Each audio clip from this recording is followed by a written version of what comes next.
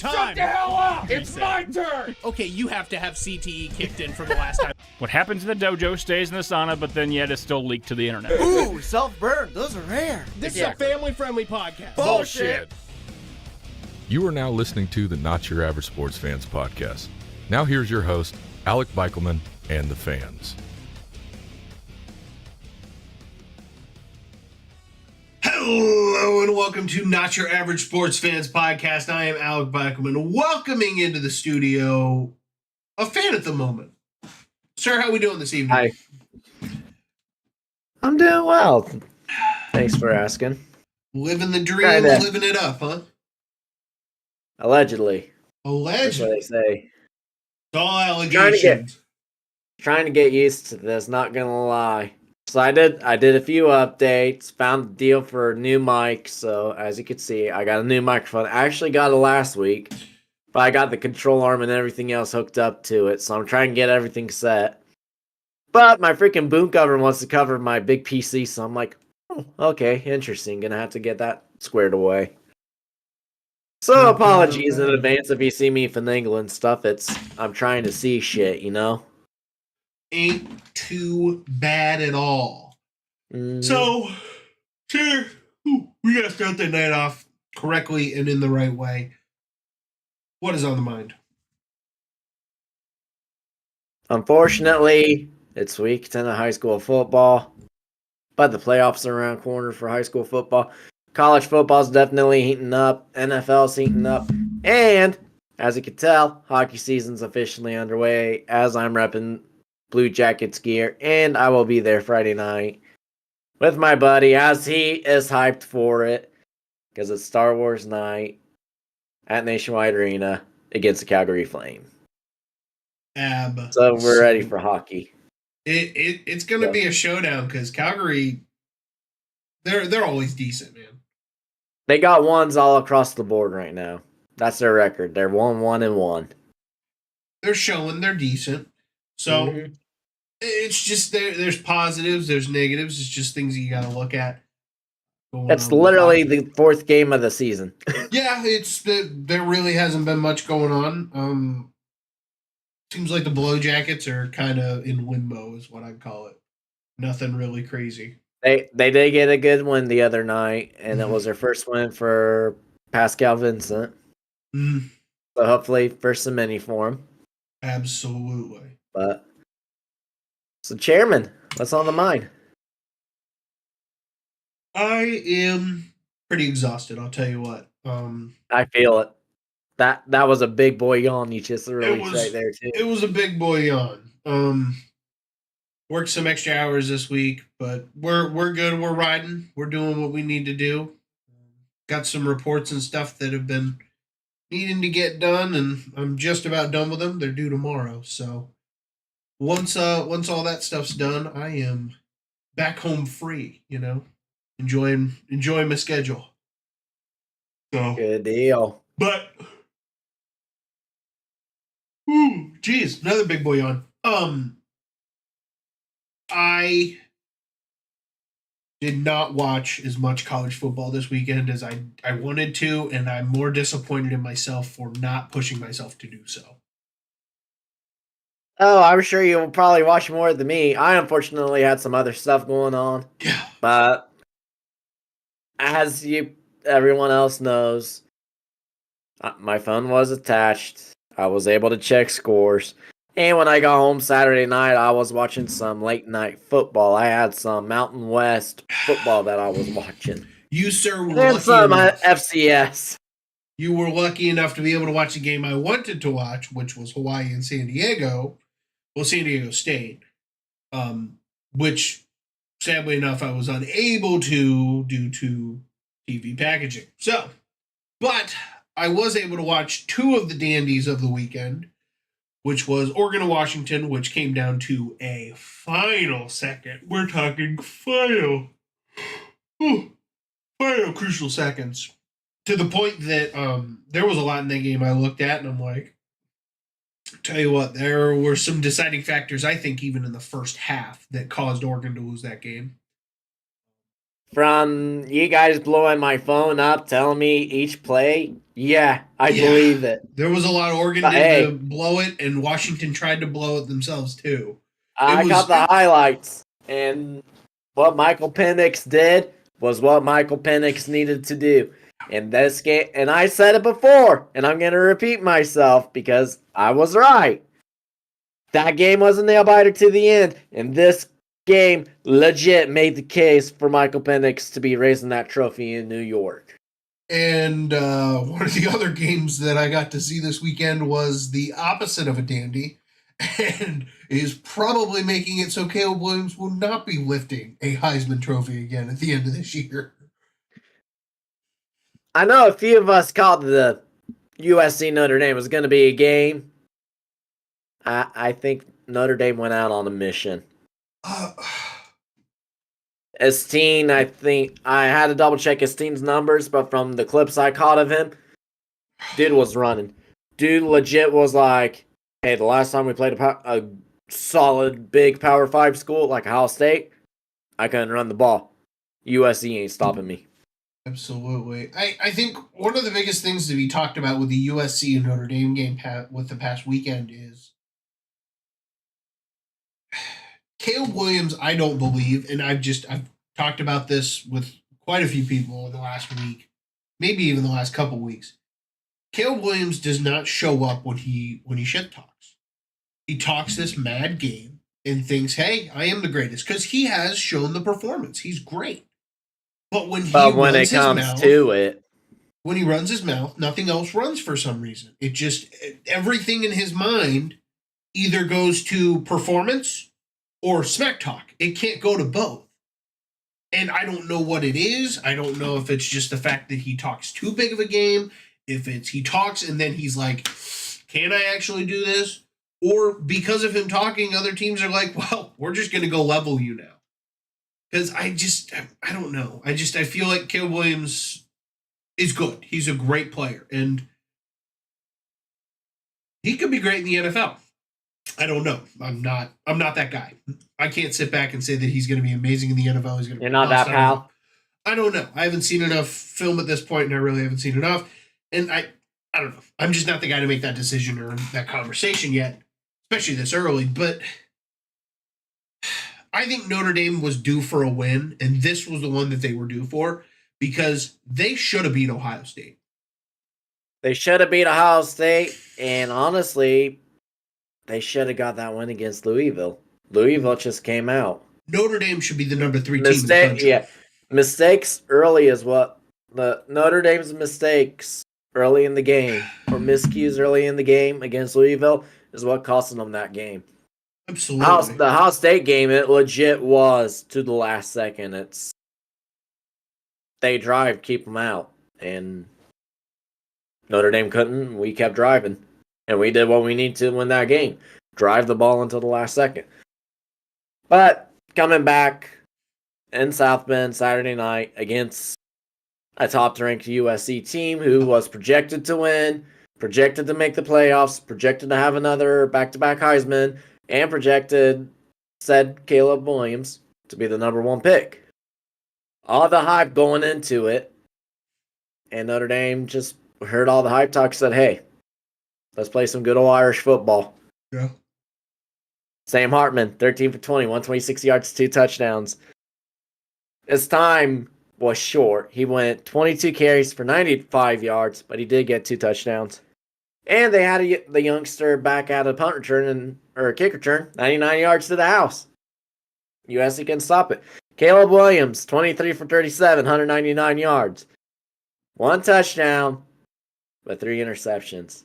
And all 3 interceptions were within the first half. And that's when it started going downhill for USC. Yeah. It just... I mean, they were trailing 20-6 at the half.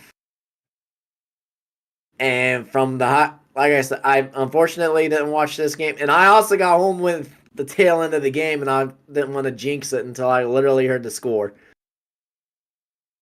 But from the highlights and everything else I read, I felt like Lincoln Riley did not make many adjustments. But that could just be a me thing. Not at all. And I think one of the biggest stories that needs to be talked about is the fact that, as you had said it, good old Irish football, 20 pass attempts for the Irish. That's unheard of nowadays in college football, let alone most high-level football. Mm-hmm. 20 passes, okay, that guy got injured in the first half, is what people are saying. He got hurt. No, he didn't. It was just ground and pound football. And not even really too much ground and pound football. It was just explosive plays. Mass explosive plays. And you have to contain those. That's one of the biggest things that always needs to be talked about with, we always talk about it with Ohio State. We always talk about it with a lot of Power 5 schools that are in the top 25. If you limit explosive plays, you will do well. You just need to make sure that they work for anything that they get, and it's running the clock down, and you play your clock management correctly. You're good to go, and you're great. You have 2 total fumble recoveries for Notre Dame, and you have 3 total fumbles for USC. You have to look at the turnovers. Turnovers really killed USC too. Absolutely. Like I said, Caleb Williams threw 3 interceptions all in the first half. And then as I'm pulling up more stats, it shows, shout out Javonte Jean-Baptiste. He was solid against All-State. He got a fumble recovery this game. And Notre Dame and the other guy that recovered, Xavier Watts, he got so that's 2 fumble recoveries. So USC put it on. That's like at 5 turnovers right there. They lost 2 of them. 5 turnovers, USC. That hurt. Oh, absolutely. It's just Darian Price. That was the guy with the 99-yard kick return too. I gotcha. Give him some love. Positive thinking going in as a Notre Dame fan. You got to be happy the fact that you're back into the top 15. For sure. And he got a great statement win against USC. Absolutely. Who is now 18. Which nobody in the country saw. Right. That's not playoff rankings though, no, is it? Is that AP ranking? This is just AP. Just standard AP. Okay. Because playoff don't start till next week, or do they start this week? I believe the start of November is when they drop. Because so they start usually, I want to say it drops around the same time as Maction football on Tuesday nights. Okay. So I wanted to double check because I only got the top 10 at AP. I didn't fully finish reading the rest of the AP books. I only got the top 10 because that's what everyone was sharing. But now I got the top 25 pulled up. Yeah, they do not have a college playoff ranking at this moment. They dropped 8. And Louisville dropped 7 with their loss to Pittsburgh. Notre Dame goes up. Washington goes up. Oregon only dropped 1. But they also lost a thriller to a top-ranked Washington team, too. So let's talk a little bit about that, because that was a game, man. You want to talk about a game that I think can compete for one of the top games this year, probably top 5 games this year that has truly already happened. Because we already know that there's one game that's going to be at the end of the year that is going to beat all other games, hopefully, in terms of competitiveness. And that is the game. I was getting ready to say, it ain't going to be Vanderbilt. Don't hype them up. Oh, we have to hype up Vanderbilt. You know, the powerhouse of the SEC.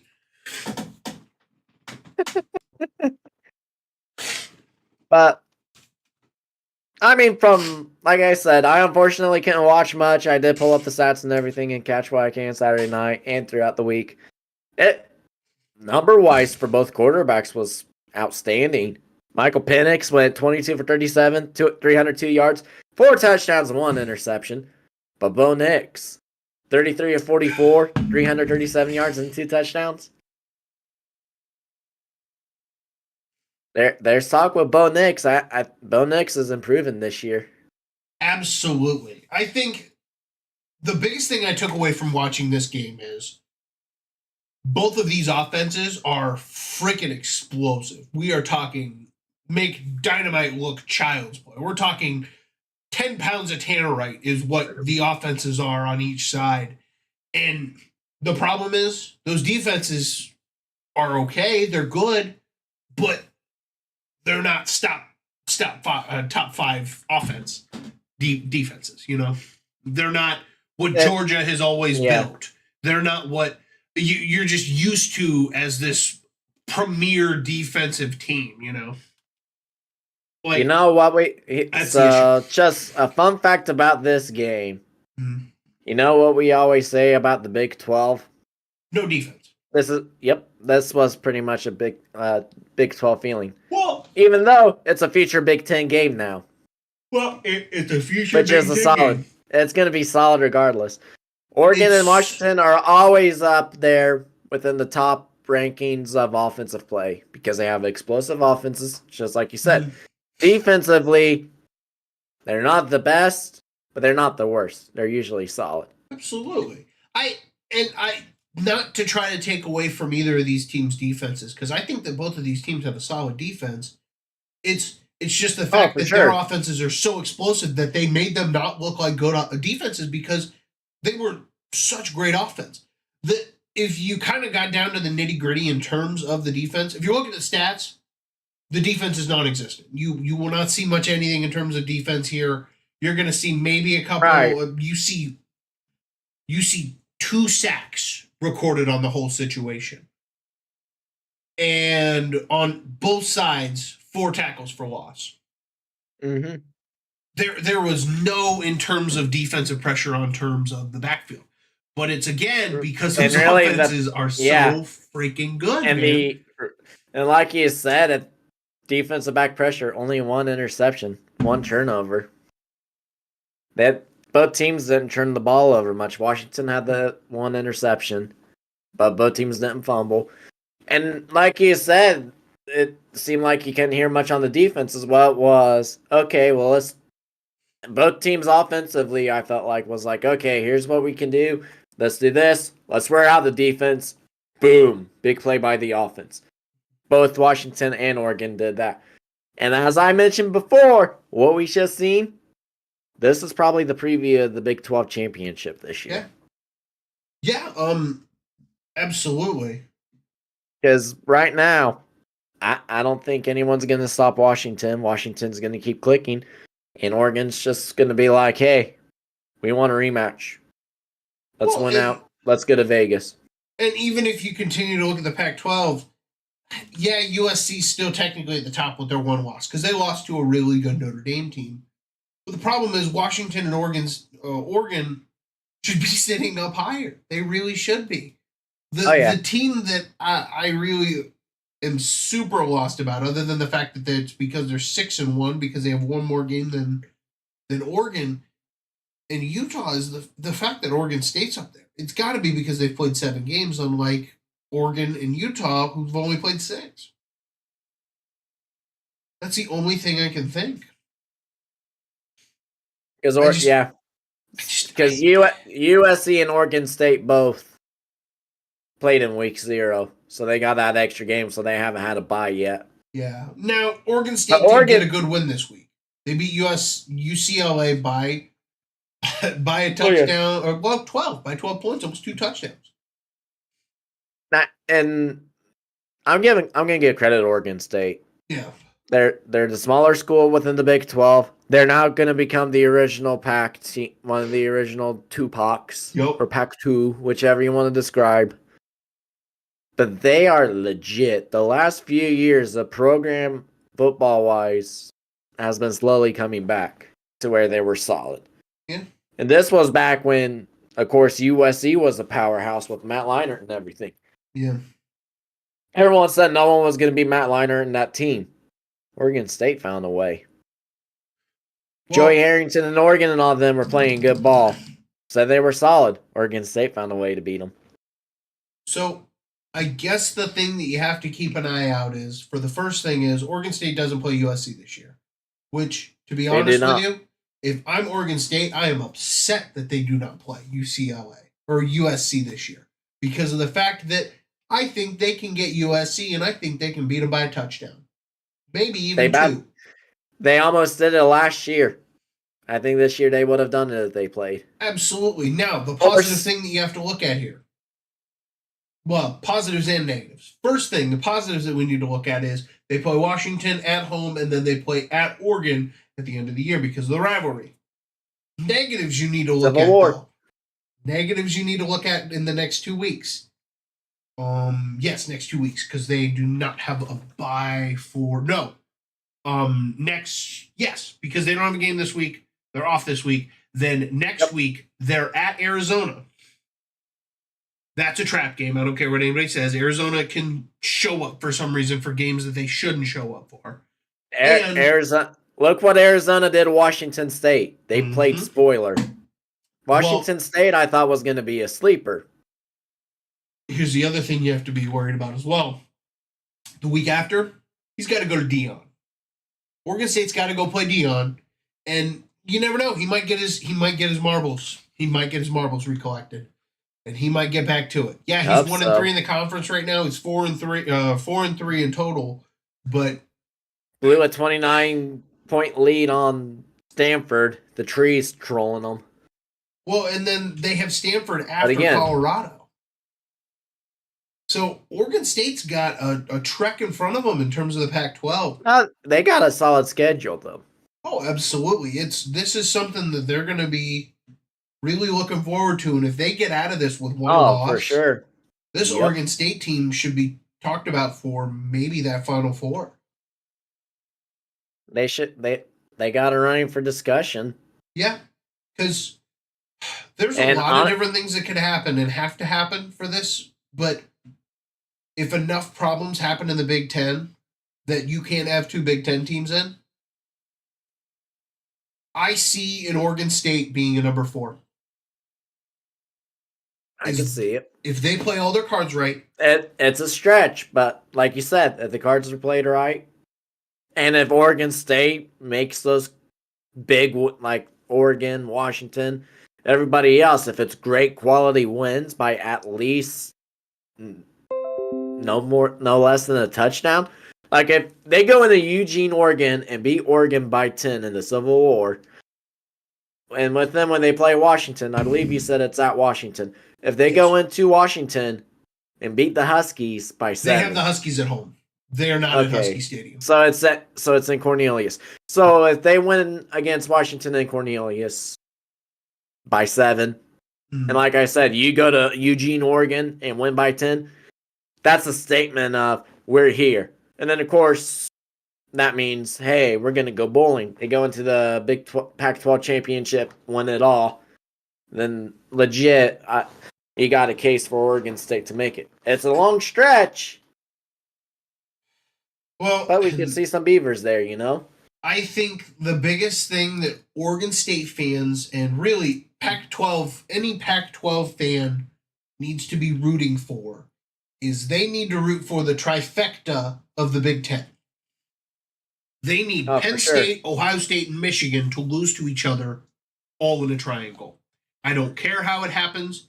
Either Penn State beats Michigan or Ohio State, and then whoever loses that game has to beat one Michigan against the 3 or Ohio State. Yes, you get where I'm going. They have to get the trifecta of loss. Then it goes down to the Big Ten champion. Yeah.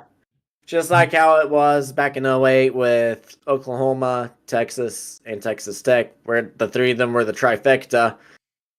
Oklahoma came out on top because they beat Tech by dandy points to get into the national championship. Absolutely. But there were a lot of other factors that played too. It didn't help that the Big Ten champ had more than one loss and this and that.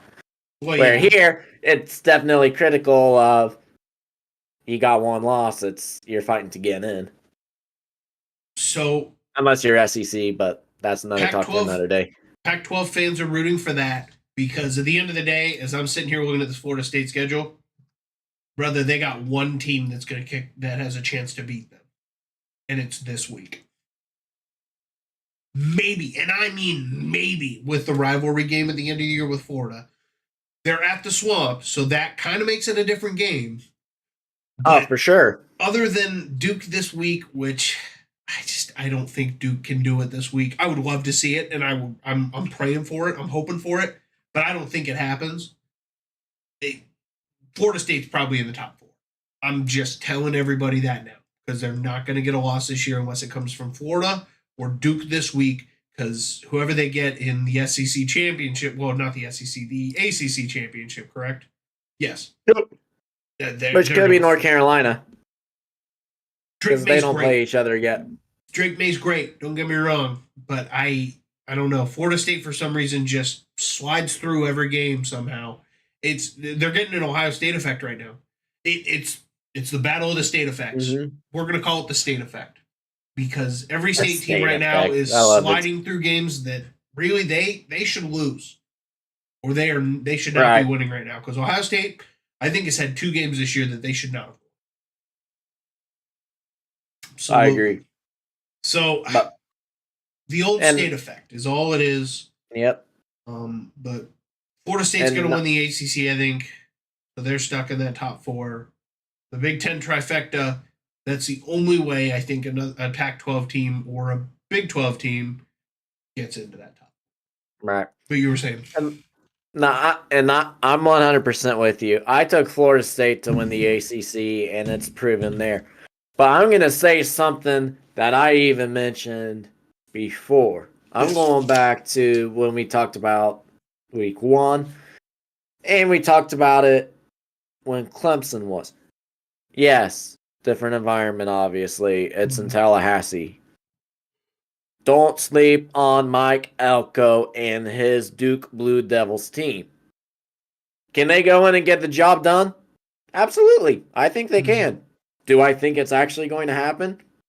Probably not. Well, Mike Norval and Jordan Travis and that Florida State team, they're looking solid. There's a reason why everyone's projecting them to win the ACC.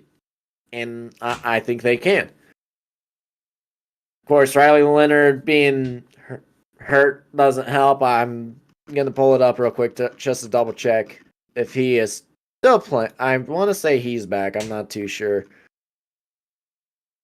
But this Duke team just has a 1 loss, and it was a close loss to Notre Dame. You look at the odds and everything. It's Florida State's favored by 14.5. The points don't mean nothing. This is going to be a nail-biter game all the way to the last second. At least I feel like it's going to be a nail-biter game. It's going to come down to whoever gets the ball last in their hands and how they're going to drive down the field. Mm-hmm. Jordan Travis has the ball in his hands. Can he drive down the field to seal the victory? Or is it going to be Riley Leonard? But both of these coaches are 2 spectacular coaches for the program. It's going to be a great Saturday night primetime game. And honestly, if you want to bet on this game, bet Duke to cover. Because 14.5 was way too many points, I feel like. If Florida State wins, they're gonna squeak out by like 7 or 8.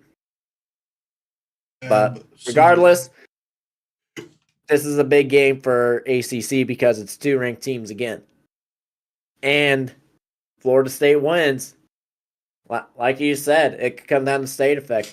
How's Florida going to do? I think they could go all the way because if Florida State goes undefeated all the way to the ACC championship, and I hinted, they don't play North Carolina yet. If North Carolina goes undefeated all the way to the end of the season, there's no conference, there's no divisions. It's going to be unbeaten Florida State versus unbeaten North Carolina in the Subway ACC championship game. Yeah. Of course, that's if they both win out. Granted, Duke and North Carolina still got to play one another. But this is going to be a good preview because if it comes down to it, we're going to talk about this Duke team again if they got the undefeated Tar Heels to play. But long story short, this is going to be a good game to watch no matter what the odds or the spreads say. It's going to be a Saturday night. It's a Saturday night primetime game on ABC for a reason. Absolutely. And we will get more into some of our big games that we are going to choose later on in the episode. we've got our games that we do picks. We'll get to those a little bit later. So, Unfortunately, I will spoil. Duke and Florida State was not one. I found a couple others I wanted to talk about instead.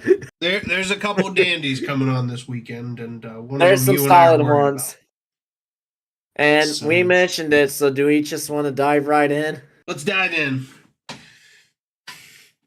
We got Scarlet out the shoe, boys. Although I'm not wearing Scarlet, but there's another reason for it, which I'll tell later in the episode. But the shoes, it's Scarlet out the shoe, boys. Yep, they've got a handful coming this weekend. Big noon kickoff. Absolutely, which is kind of surprising for this game, but on the other hand, it's Fox with wanting to get on their big noon, so Fox I don't has know. the big noon headline. I get it. It's one of those that you kind of expect it to be a late night game, but It's usually the late night, but hey, we'll take what Gus Johnson, Joe Klatt's calling the game. Who else to call the game but two of the best commentators in college football? absolutely, you got to be positive and happy about that. And regardless, both crews are going to be there. The Fox Big Noon crew is going to be there. College Game Day is going to be there. Pat McAfee is going to be on the sideline. Desmond Howard is going to get booed the ever-living shit on, Tell me a time Desmond Howard's not going to get And booed we all to know, shit. we all know what Lee Corso's going to be saying, too, Mm-hmm. I'm hoping Lee Corso goes that way, and it goes the way that we expect it to. But, brother, on one hand, I'm concerned for this weekend. On the other, after talking to other people, and one of them being Raceland, Penn State's got a lot to prove this weekend. Oh, for sure. This game's a lot to prove because it's a must-win for either team. In my Because, book. sir, Penn State doesn't have a top 10 win, let alone They only did not. one top 25 win. Yep. Who's That's not big in for the Penn top State. 25 anymore? Yeah. So And I think their top 25 team they beat was legit 25th, if I'm not mistaken. they were 24. It was Iowa. You're Oh, not too far one off. higher. One higher. I know, right? It's very It's much so- that crazy. But hey, 24 is better than 25 in rankings, Absolutely. So, I don't know. There's a lot to be proven by Penn State coming into this game. Can Penn State win this game? Absolutely. There's not a single for person sure. that should sit down and say Penn State is eliminated this game. No. Ohio State has been Penn State's very done it shaky all plenty year. of times. Ohio State's been flaky on both ends of the ball all year, and they need to make sure that they come out this week and they need to be solid for the fact of Penn State is going to come ready, and they're going to be ready to come to the shoe and try to get a win, which is Absolutely. one of the hardest feats in college football. Absolutely. Penn State won in the shoe a handful of times before. Absolutely.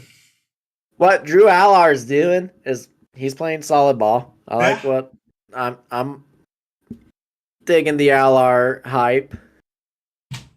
And honestly, the biggest question mark, Mm-hmm. which we've been asking for pretty much all season, just like last season, is Travion going to play? But now is Travion going to play? Is Chip Tranum ready to go? Yeah. Is Maya Williams ready to go? Yeah, absolutely. Because those are our three running backs, and our three running backs right now is questionable. Yeah, Emeka Egbuka is so questionable. Denzel Burke went down with an injury. Is Burke going to play? And Ryan Day? I'm hoping they all go Saturday, but hey, it's Wednesday. We'll see. Time will tell. There is a lot of durability questions going into Saturday for Ohio State. For sure. And And to down be on honest with you, those durability questions can probably cause a lot of issues going for this game as well. If those guys are not able to be there for this weekend. 100%. But Dallin Hayden, I understand why we want to redshirt him. But if we need him, we're going to need him if we can. Yeah. Because he is efficient no matter what. Yep, absolutely. We are solid lock and loaded in the running back group. Mm. But Dallin Hayden actually saying I want mine redshirting, that just boosted us even more with our three. And I think we talked about it before, and I'll mention it. I think Travion may go after this year. I think he's going to test the waters and declare. Okay. He can test You don't them. want to, but you can. I think he'll test it. Might as well, they've changed some of the rules around and everything like that, and see what happens. But Oh, sure. Do I want him to? No, but I think he'd test it. absolutely. So, speaking of testing, I gave the Browns a test this weekend in terms of I'm not going to watch them, and they somehow squeak out a win. It was moody, let's say. Very moody. I'll tell you what. Everything was moody within that game. Well, Play on word if you can't tell. oh, absolutely. And there is one man that is not liked in the entire city of San Francisco, and that is Jake Moody. He had the chance to win that game, and he did not. It was a rough day for San Francisco fans. For the fact that, first thing, the Browns single-handedly did the one thing my father always told me as a kid. You can't win a football game with kicking field goals. And somehow the Browns did with 4 field goals and a touchdown.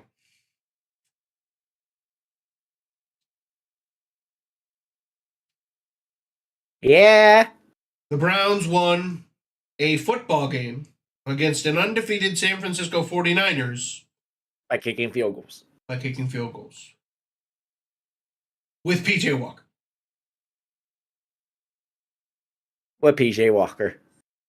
PJ Walker. Who is threw 2 literally interceptions. a solid backup. Who threw 2 interceptions. Yeah. And got 2 sacks. Yes. But PJ's a solid backup for a reason. But they threw him in to start. But Darrell Thompson Robinson, I don't think was good to start that game either. But I fully understand. But PJ did solid. PJ needed to do what PJ needed to do. Granted, not 2 interceptions. It's no-go. But at least it wasn't anything critical with it. However, y'all made Brock Purdy go 1-1. Touchdown to interceptions. But Kareem Hunt did Kareem Hunt things with his average rushing. He did score a touchdown for you guys. Cooper did get 108 yards receiving, but he did fumble. But he recovered it. Absolutely. And sadly enough, I can't talk too much about the Browns game because I did not watch it. I was just in the fact that I wrote this off as a loss. I even wrote with some of our conversations of the Browns game this week. I think everybody that went into this was going to write it as a loss. But then by the time halftime hit, and they're like, I'm still waiting for the most Cleveland thing to happen. But as of right now, 10-7 at half, I'll take it. Yeah. Well, and then lo and behold. Yeah. I was going to say, lo and behold, Oh, 19-17. Well, and even last week, our conversation last week when we did picks, you, Dalton, and I all took it as the Browns losing by 2 scores. You had a field goal and a touchdown. We had it by 2 touchdowns. It didn't happen. The Niners did not have the explosion they thought they would have, and it kicked their ass. It really did.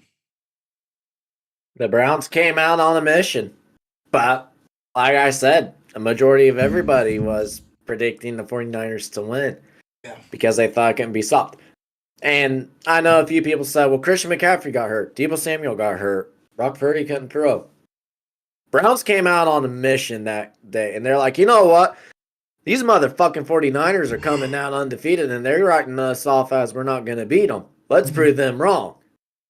Because there's another football game that surely came down with only a minute to go. And the team took the lead there and said, hey, if Cleveland can do it, let's see if we can.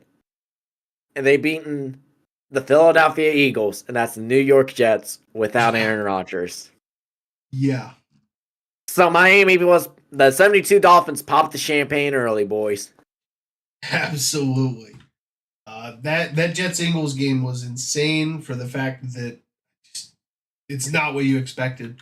You're expecting the Eagles to come out and be as dominant as they always are, and they got sat down by this Jets defense.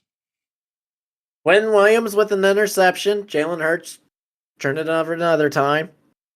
The Jets defense buckled down, and the offense was doing what they needed to do. By the way, this is a Jets defense that is injured.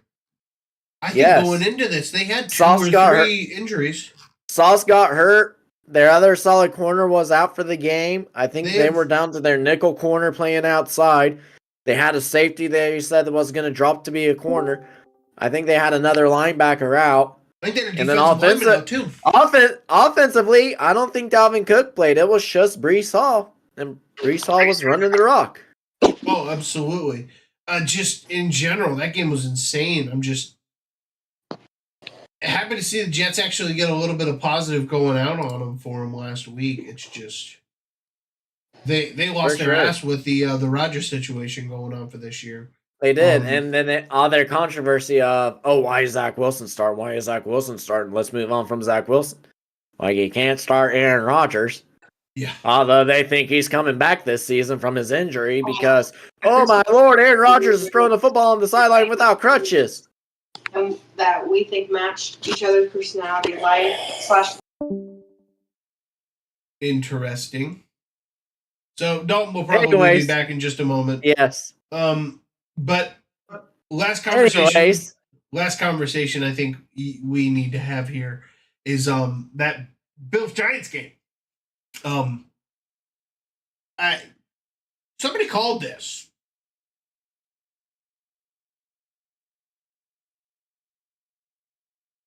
Buffalo heard you. That's why. The Bills.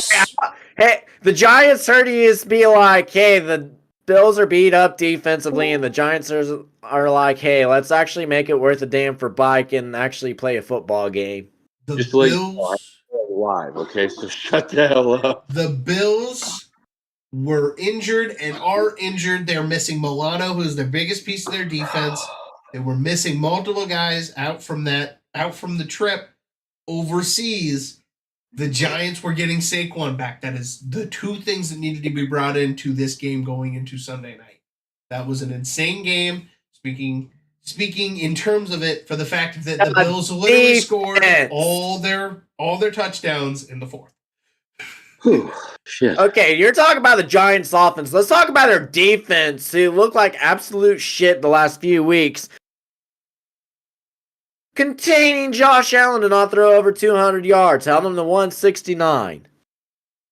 And a solid rushing team for Buffalo with Cook, Murray, and even Allen. Mm-hmm. Damian Harris, unfortunately, he got hurt. Hope he feels better and gets back on the field soon. But they contained the rushing game, and Gabe Davis, who went off, got contained. Stephon Diggs got double-teamed all over the football field. That defense stepped up out of nowhere. It's like, hey, Miami's torched us, and Buffalo's walking in thinking they could do the same thing. Let's not do that with Buffalo.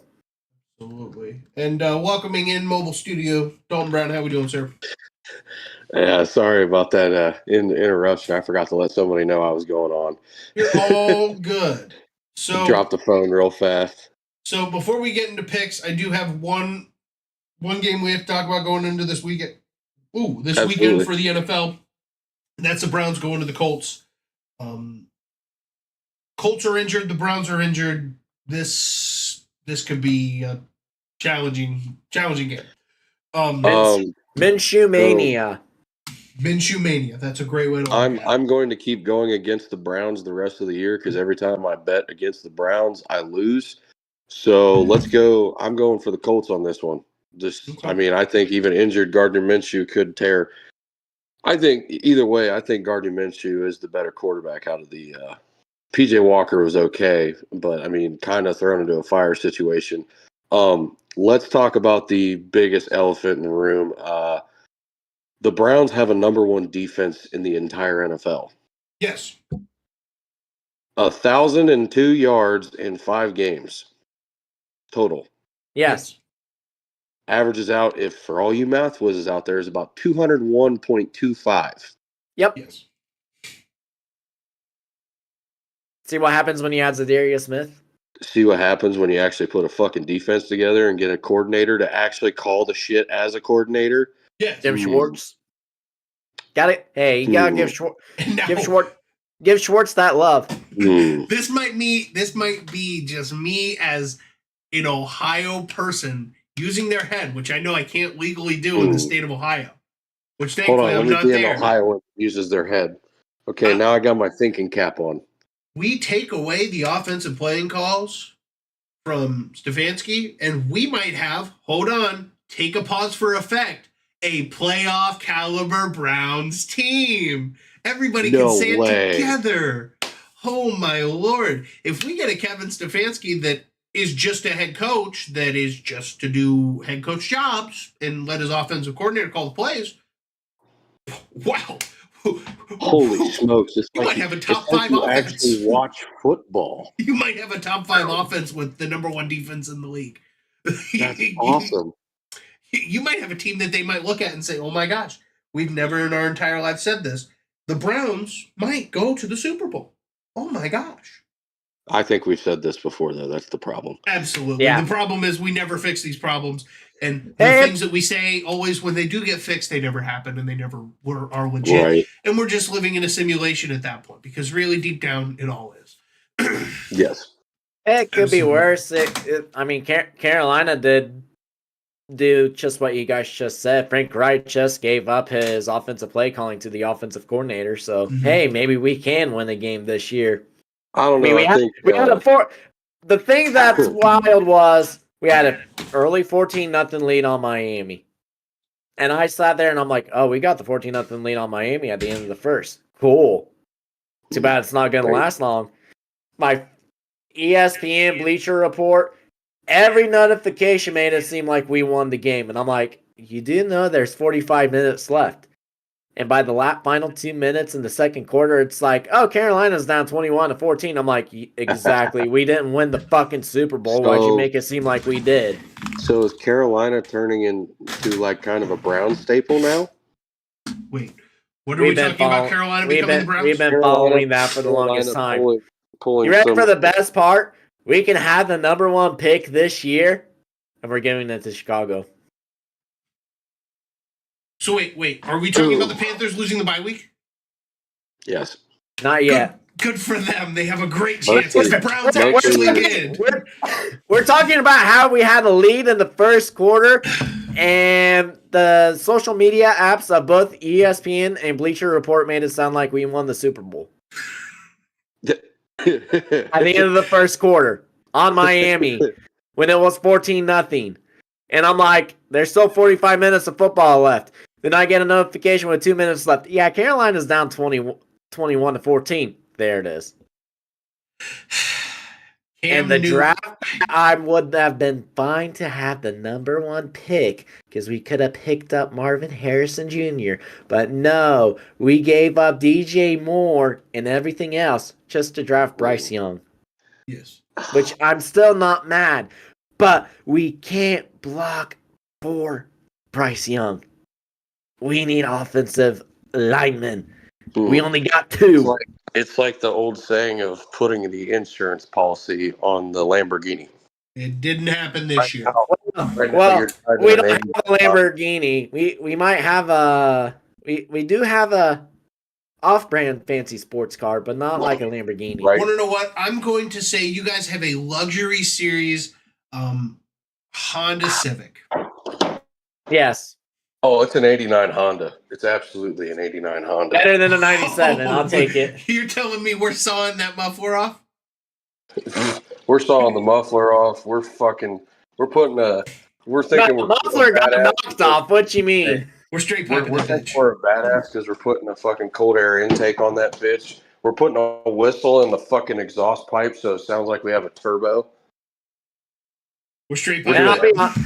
Honestly, as much as I shit talk Carolina and this year, I knew it was a season that we're definitely rebuilding, and we're in the process of it. And everyone within Carolina is pissed off about it. And I'm like, we've been rebuilt. This was legit a rebuild year.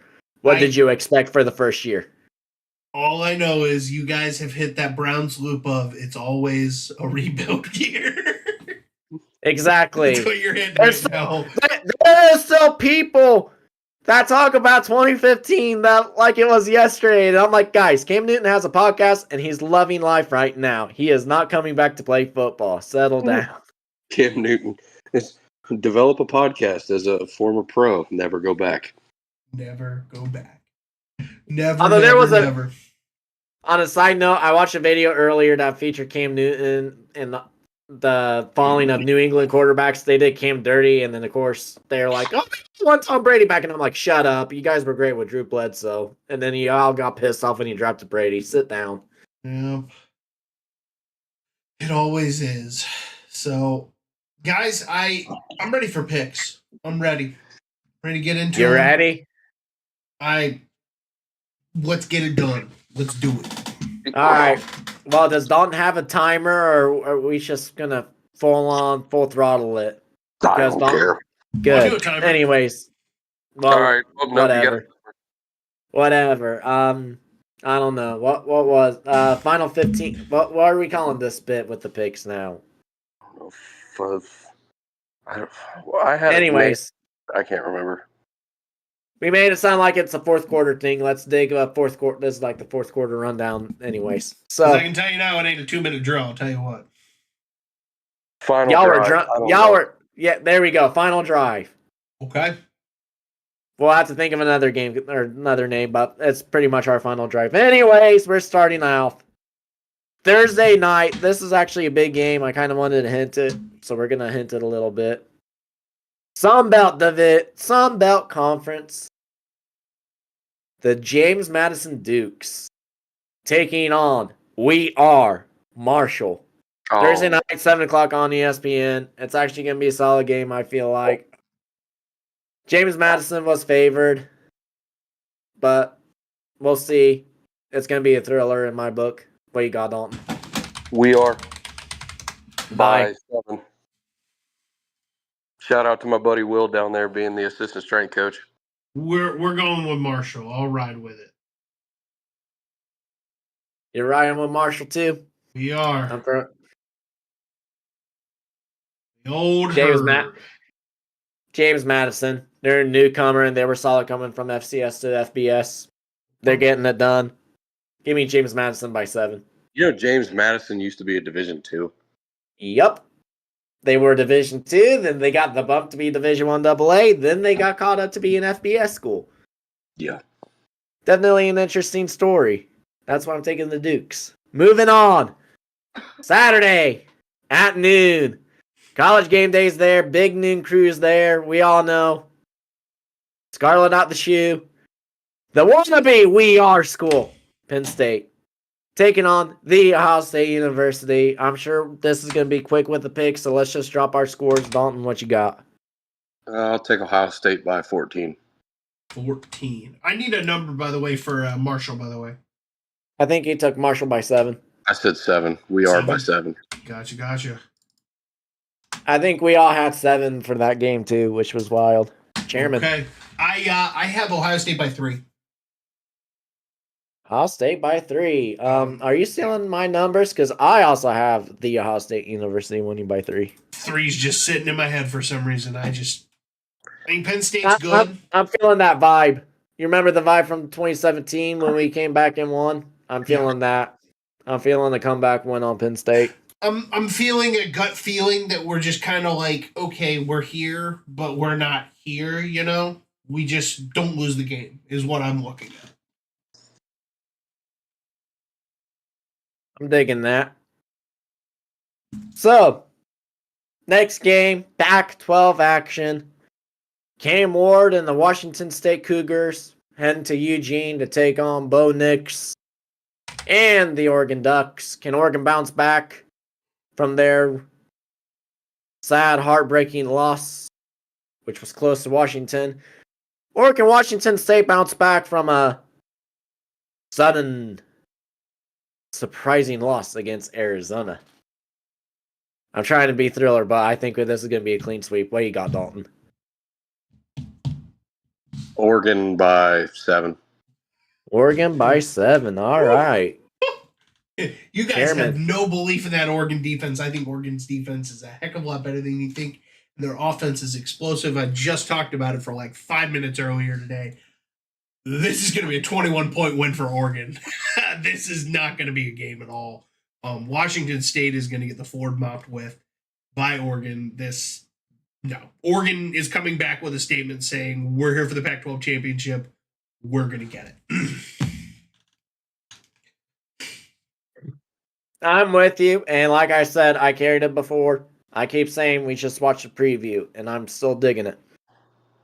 Washington State and Cam Ward are not a pushover, though.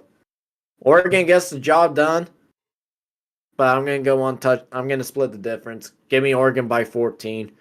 I think Oregon could be up by 21, but then Washington State's just going to squeak another touchdown there just to make it a little closer on the scoreboard.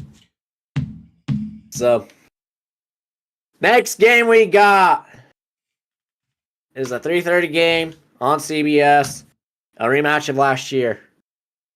Tennessee is sending down to Tuscaloosa to take on Alabama. Can Nick Saban and the Crimson Tide get the job done? Or is Tennessee going to go Rocky Top just like last year and beat them? What you got, Dalton? Rocky Top by 3. Okay, Chairman. Sorry, boys, I got to sit on my own island. It's Alabama. They just always somehow pull it out of their ass. They're going to win by 3.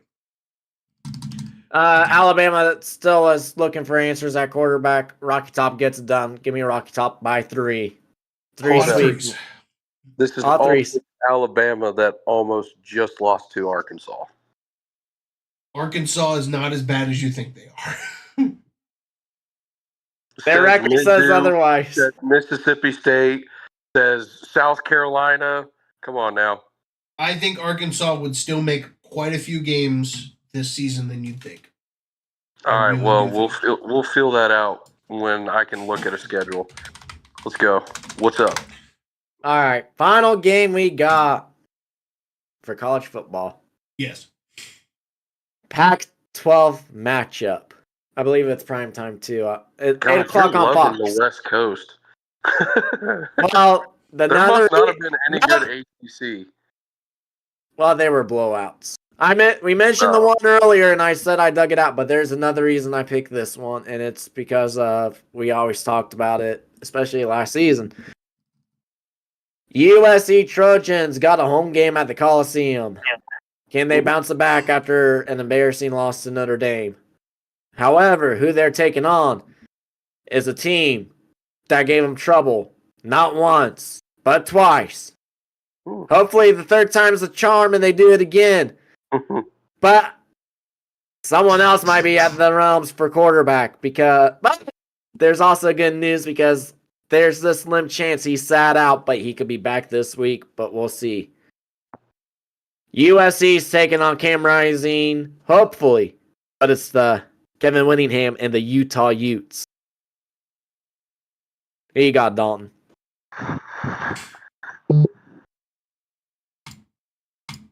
USC by 1. USC by 1. It's going to be I think it's going to be, traditional Pac-12 high score. And it's going to be a field goal to put them up by, they're down by 2, field goal, put them up by 1. All right. Chairman. So Utah has to win this game to look good. They have 3 games that they are going to have trouble with this year. Well, for the rest of the season, because they're really good teams in the Pac-12, and they saw a really good Oregon State team that leveled them out. I don't know. If Cam Rising plays, which they need him to play, this is going to be a closer game than you think. Without Cam Rising, USC walks away with this game. I'm telling you that. I don't think Cam Rising's playing this weekend, so I'm going to give it 7 for USC. I hate to do it. I don't feel Caleb Williams is that good, but I think he needs a bounce back week, and this is the bounce back week for him. Can Caleb Williams bounce back this week? Sure, I think he can. But Caleb Williams has a kryptonite. Whether Caleb or Cam Rising plays or not, Utah's that kryptonite. I'm taking the Utes to win. Utes get a game-winning field goal to end it at the Coliseum. Utah by 3. You're at 8.5. 8.5, by the way. 8.5. Well, good. I figured since your timing. So, but this should be good for you with your little timer. Would you like a cookie? Because I don't have any for you. I'm on my way. But NFL will probably fly by quick too. So, Thursday Night Football on Amazon Prime.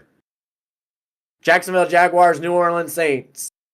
Jacksonville gets another spectacular victory over Indianapolis in Jacksonville, keeping that streak from 2014 alive. So, Colts are still a clown there. Anyways, they're heading down to NOLA, taking on the Saints. Derek Carr, they say, is questionable. We'll see. But he got Dalton. You're like all your stuff like meshed together. What's the game? Jacksonville and New Orleans. All right, yeah. Jacksonville. I'm taking the Fighting Sunshines by at least 10. 10, okay. The Fighting Sunshines. Shout out, James. Your team has a new nickname. I will happily sit on this island alone. The Saints have this magical thing called Alvin Kamara back. Saints by 7. Overrated. Okay, so the Saints have a magical thing called Alvin Kamara. But there's also a magical thing called Calvin Ridley. Yeah, Give me the now newly nicknamed Fighting Sunshines by 3. Yeah. Jacksonville gets the dub. Shocker. Shocker. Next game, which y'all just hinted for our preview. Your beloved Browns are going to be 3 hours away, taking on the Minshew Mania Colts. So, the Browns going to get the job done, or is it Minshew Mania, boys? Dog's put his glasses on because he doesn't want to show his tears on camera. I'm taking the Colts by 7. Colts by 7. Pain. Well, he did say he's not taking the Browns. Hope I lose every Browns thing we put in the rest of the year so they win. See? Thoughts? Whoops. I'll take the Browns by 3. They did what, again, and I said it earlier, they did the exact thing that I was always raised on, the fact of you can never win a football game on field goals, and the Browns somehow fucking did it. On just field goals. Let me say that better. You can't win a football game on just field goals. And the Browns somehow did that. Dustin Hopkins, that guy. Big wiener himself, I guess. Oh yeah, he's that guy. He beat out York Peppermint Patty for a reason. So you guys kind of made me look bad, but I don't care. I'm taking the Browns by 10. Jeez. But the Browns win by 10. So majority of it on their defense. Oh yeah. Defense will get front seven's going to get back, rattle Gardner Minshew, stop Jonathan Taylor, and hey, you know what? I'm going to give both Myles Garrett and Big Z some love. They're going to get a turnover. So, next game we got is 1 o'clock. 5-1 versus 5-1. The Motor City Dan Campbell's, which we need to fix that. I threw Lions, but we need Motor City. I'll fix it, or you can fix it in a second. Yes. Detroit sent to Baltimore to take on the Ravens, or as we nickname Ratbirds. Ratbirds. What you got, Dalton? I'm taking the Motor City Dan Campbell's by a whopping 14 points. All right. 14 points. Making my score look like a pussy. I have the Motor City Dandles by 10. Pussy. Pussy. Well, okay. Well, y'all are I blew y'all out of water last time. You blew me out this time. The Motor City Dandles get the win. I got it by 6. Wow. I think Please it feel looks good. solid. I think it's going to be solid. Actually, I have a last-second touchdown just to seal the deal. Get fucked, bud. Hey, I'm trying to make it look like a game. So, moving on. AFC West Showdown. 425 on CBS. Everyone's talking about it. You know we hear it. Justin Herbert and the Chargers, can they bounce back against the Kansas City Chiefs? That's right, I said it, Chiefs. Cheapies.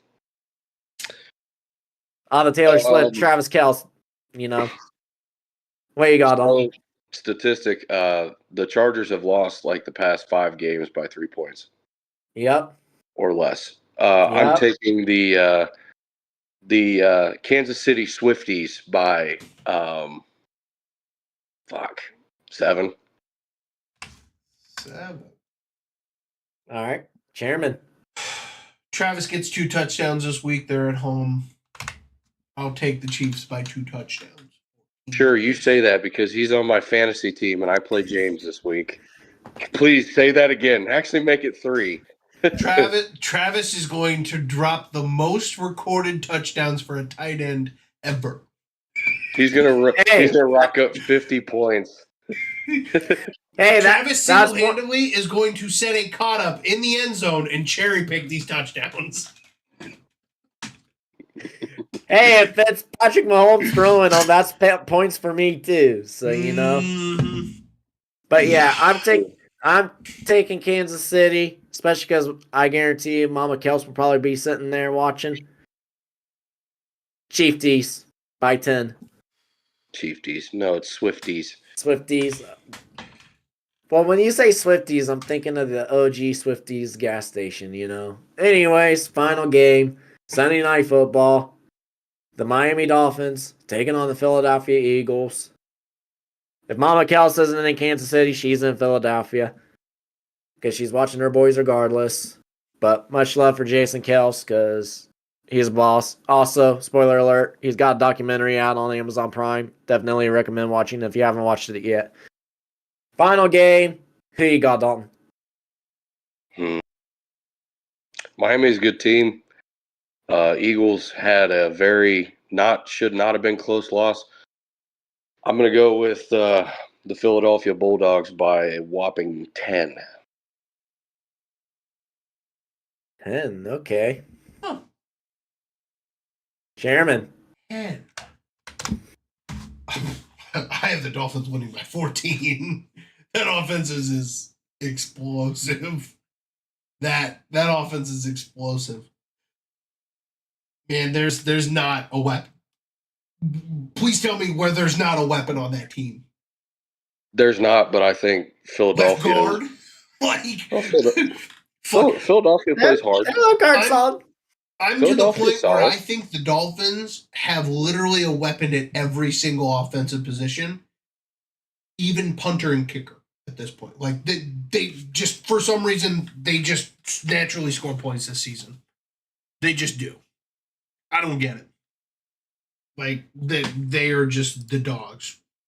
Dogs, you know. Playing the Philadelphia Dogs.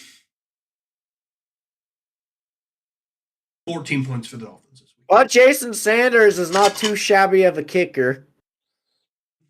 Jake Bailey isn't too shabby of a punter either. But make sure you give some love to Blake Ferguson, the long snapper, when you're giving special teams some credit. That guy, pal. Anyways. Yeah, you kept saying it, and I'm like, well, now you're making me pull up the roster. But yes, Miami has a spectacular offense. I can vouch. Tyreek Hill, he's playing phenomenal. Raheem Mostert, he's putting up numbers like nothing. They actually did just sign Chase Claypool, and Mike McDaniel said, yeah, we just picked him up. We're going to make him a tight end. So Mike McDaniel's got something going on, and he ain't sharing. And he probably ain't sharing his vape pen either. But anyways, moving on. Yes, Your face. I read an article about that. We'll talk about it later. Anyways, give me Philadelphia with the win because it's in Philly. Eagles by 3. Thank you. I don't even want to talk about it. Yeah, I first heard that news and I'm like, okay. Whatever. That's why I shared it. Yeah, moving on. That's a Claypool problem. Yes. That's So, why hey. that's why McDaniel said it. Anyway, good final drive. What's that time? What's that timer at?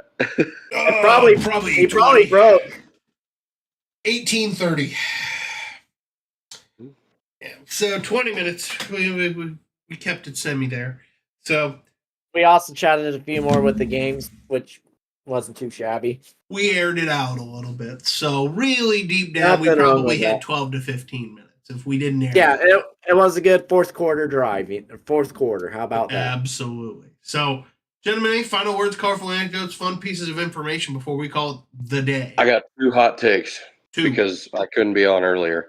I think Ohio State is going to be something special this year after putting together a win against Purdue after the statistics they put up over the past couple of years. That's why I'm not really worried about Penn State. And 2, Colorado is hot fucking garbage. So I would like to extend I would like an apology from the GOAT Paul James himself for defending that team and that coach earlier, when we talked earlier this year. I would like a personal apology because they are hot fucking garbage. Thank you. You still got them bowling, Dalton. You still got them going bowling. It's fuck. No, that was fucking. Also, the creamsicle jerseys did drop this week. Shut up! I know. I will have it. Okay. I'm giving you shit about the creamsicle. I just said the pewter is fine. I just had a creamsicle for a joke because why not? The creamsicle jerseys were like. But you know what? Excuse me. I'm going to get a creamsicle and I'm going to hang it up in the studio so everybody has to look at it.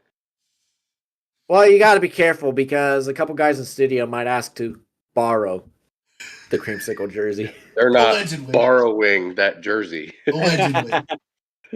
But those creamsicles look great in that loss. But all right, couple quick takes I got. Yes. I unfortunately will not be participating with the Scarlet out the shoe. I will be heading up to Tom Benson Hall of Fame Stadium to watch some great high school football rivalry between the Massillon Tigers and Canton McKinley Bulldogs. One of the biggest high school rivalries there is. Even Las Vegas has betting. Exactly. Las Vegas literally has a betting slip on that high school game too. Is it Saturday or Friday? Saturday afternoon, 2:00. I thought it was Friday. No. They play on Saturday. So, also, quick love. River Valley Boys High School Soccer, phenomenal season. Got a playoff win. They had another playoff game tonight. We'll find out the stats once we get off. My nephew Noah made first team All MOAC. Big props to him. And his best friend Gabe Dowse also made first team All MOAC. But those boys played spectacular. Definitely allowing them to keep going in the postseason. Absolutely. Good luck to them. Good luck to everybody competing this weekend, especially with the last weekend of high school football before playoffs. Good luck this weekend. Good luck this weekend to all. Absolutely. Good night. Thank you. I appreciate it. Absolutely. Best luck. Best of luck Friday night, Coach Dalton. Well, too bad we play tomorrow. Yeah, you guys play Thursday. Yeah, we play tomorrow. Yep. And you guys have to go to Hardin Northern in Dolo, Ohio. Hardin Northern. Good old It is some polar bears. It's 15 minutes east of Ada. Yep. Gonna play some polar bears. Yeah, I know. Polar bear country. Uh-huh. Don't remind me. So, on that note, I will thank you for listening to Not Your Average Sports Fans Podcast. It's time to go. I got a bedtime reminder. I got to go to bed here in 45 minutes. Yeah, it is Betty Bye time. Night-night. I feel like it's a good stopping point. Thank you for listening to the Not Your Average Sports Fan podcast. Please give a review and smash that like and follow button.